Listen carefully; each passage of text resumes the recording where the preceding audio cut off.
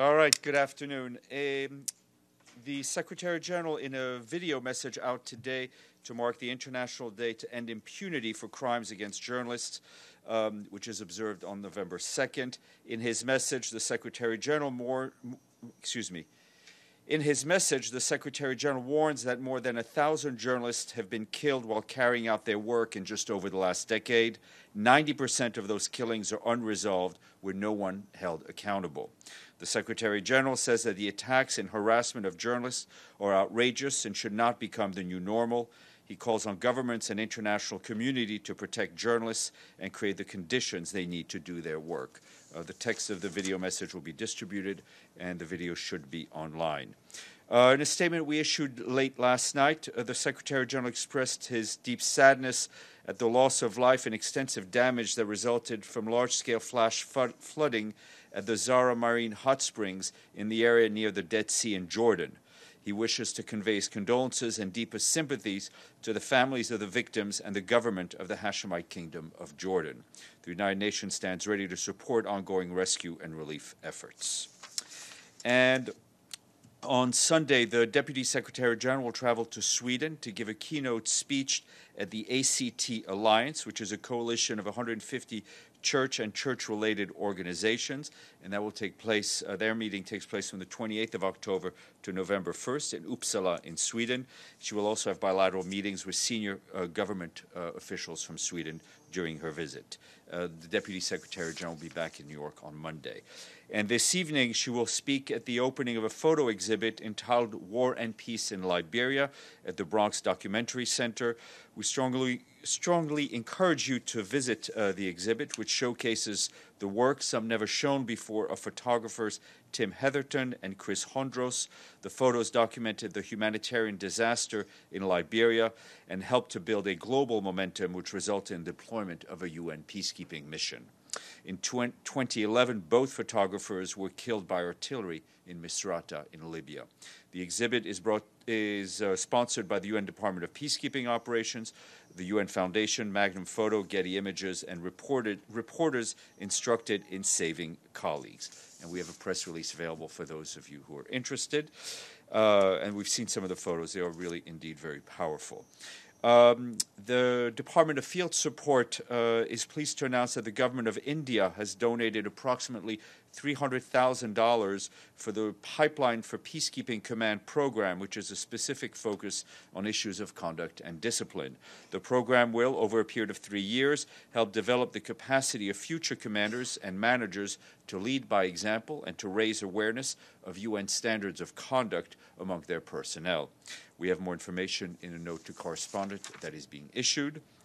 And back here, Stéphane de Mistura, the Special Envoy for Syria, briefed the Security Council via video conference, and he spoke to the Council members about his meeting with the Syrian Deputy Prime Minister and Foreign Minister, Walid al-Mualem, which took place in Damascus on the 24th of October. That meeting focused on the political process and the efforts to convene a constitutional committee. Mr. de Mistura said that he appreciated the frank and sometimes quite frank nature of the exchanges they had in Damascus and discussed the points each of them made about selecting committee members. Tomorrow, Mr. de Mistura will be traveling to Istanbul to brief the presidents of France, Germany, Russia, and Turkey when they meet to discuss Syria. He said that he will use that occasion to remind these four important leaders that there still is a clear window of opportunity that needs to be urgently seized. And his remarks were shared with you. And on Yemen, I wanted to flag that amid rapidly deteriorating humanitarian situation in the country, the UN Refugee Agency has stepped up its efforts to ensure that tens of thousands of displaced Yemenis have access to cash support. Current pre-famine conditions and cholera cases in Yemen come on top of the disastrous impact the conflict has had so far, the massive displacement of mounting civilian casualties. Therefore, it remains vital that the critical life-saving activities, including protection and emergency shelter, are addressed and supported in parallel with food, health, education programs. More than two-thirds of an estimated 2.7 million internally displaced people have been living in displacements for more than 2 years. Many of them fled to safer parts of the country and have now depleted all their resources. In order to meet their immediate needs and strengthen their resilience, UNHCR is providing cash assistance to the most vulnerable families. And the UN High Commissioner for Human Rights, Michelle Bachelet, warned that the mass deportation of Congolese nationals from Angola has already resulted in serious human rights violations by security forces on both sides of the border and left at least 330,000 returnees in an extremely precarious situation. In interviews with people of the border town of Kamako in the Kasai region, UN human rights officers received reports indicating that security forces in Angola used excessive forces in their operations to deport Congolese nationals. High Commissioner Bachelet called on the government of Angola to halt any ongoing deportation until it can be assured that any returns will be carried out in full respect of the rule of law and of human rights. Human rights of all affected migrants. She urged the government to ensure that security forces and other responsible for violations in the course of these expulsions be held accountable.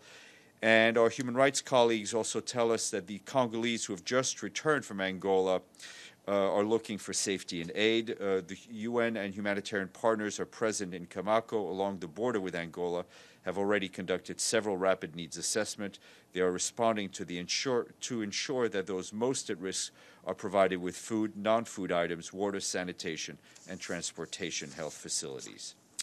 And our colleagues at UNICEF said today that there are approximately 2,300 children traveling with the Migrant caravan, which is now in southern Mexico, and warned they're in need of essential services like health care, clean water, and adequate sanitation. The long and arduous journey has left children exposed to inclement weather, including dangerously hot temperatures with limited access to proper shelter. Some have already fallen ill or suffered from dehydration, according to a UNICEF team on the ground. The UN Children's Agency is working with the government of Mexico by providing technical assistance on nutrition and child protection and expanding access to psychosocial support. They're also providing children and families in the caravan with more than 20,000 liters of safe drinking water, hygiene and sanitation packs, oral rehydration salts, sunscreen, and soap. For its part, the UN Refugee Agency is supporting the Mexican government to ensure timely registration of asylum seekers. It's also setting up identification and referral processes for those with vulnerability and needs. And in Honduras, UNHCR continues to monitor the situation on the border with Guatemala. And turning to Indonesia, nearly a month after the deadly earthquake and tsunami that struck Sulawesi, UNICEF says that some 375,000 children still need life-saving supplies and services. More than 2,000 were killed, and key services for children, such as schools and health centers, have been rendered inoperable due to the tsunami and the earthquake. UNICEF continues to work with the Indonesian government and other partners to help meet the needs of the most vulnerable children through medical assistance, clean water, hygiene, sanitation, education, shelter, and protection.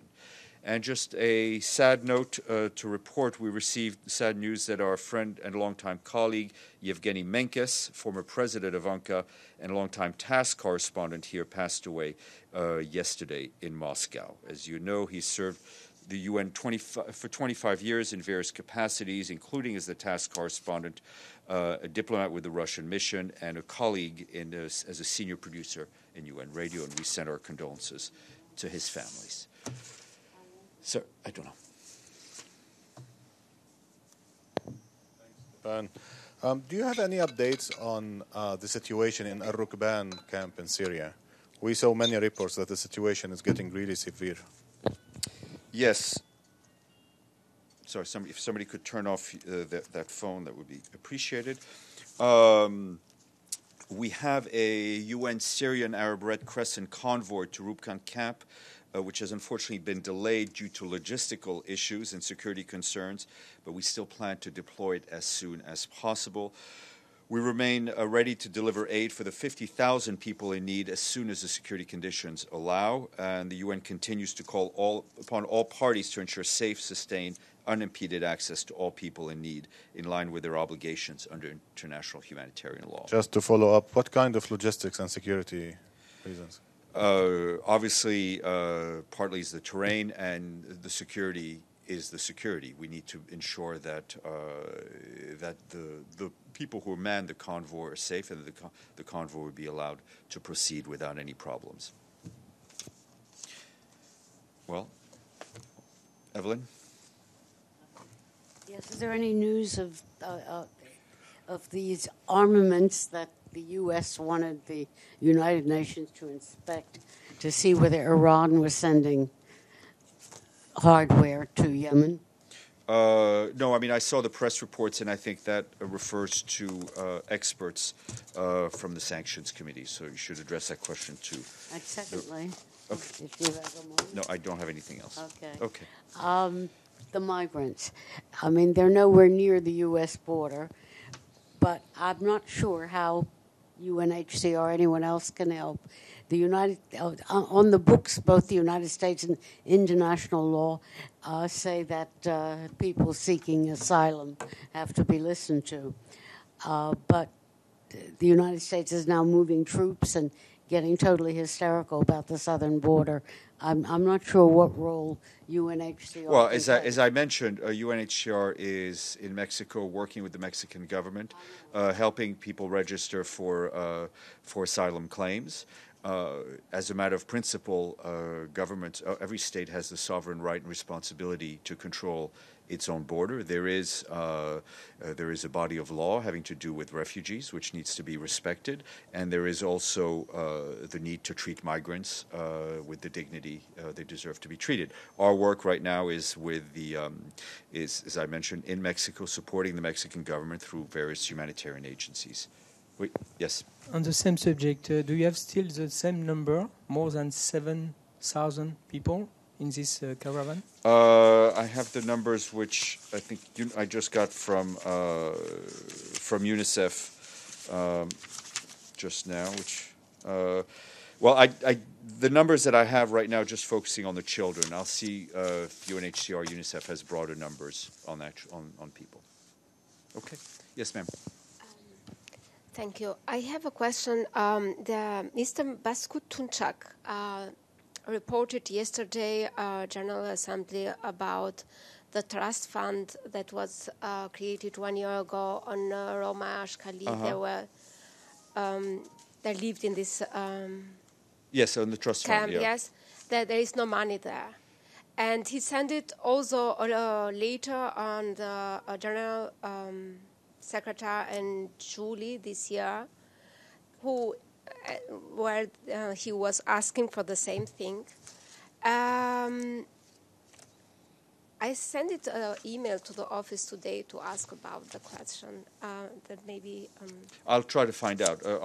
These the trust funds are open for voluntary contributions, and like a lot of our appeals, they're often underfunded. But I will try to get an update for you. Okay. Is there any amount that's mentioned what they want to? Let me see what I can find out. Okay. Thank you very much. Halas.